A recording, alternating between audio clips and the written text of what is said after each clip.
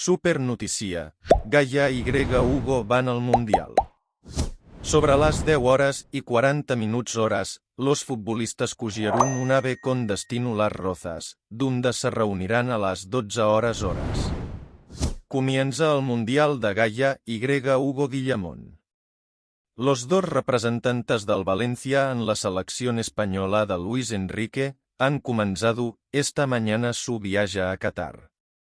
Allí los esperaba el Superdeporta, quien fue a despedirlos y desearles mucha suerte en esta nueva aventura.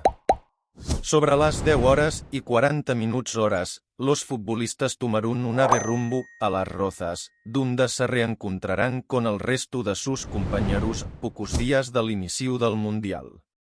Confiados y con una sonrisa cómplice de oreja a oreja, los dos futbolistas iniciaron una aventura que se espera terminar con la segunda estrella en el paco de la camiseta nacional.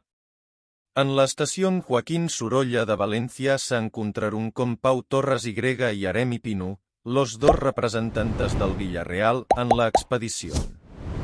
En Madrid se enfrentarán al resto de valencianos de la lista, Ferran Torres, Barça, y Carlos Soler, PSG, para empezar a preparar los últimos detalles del Mundial.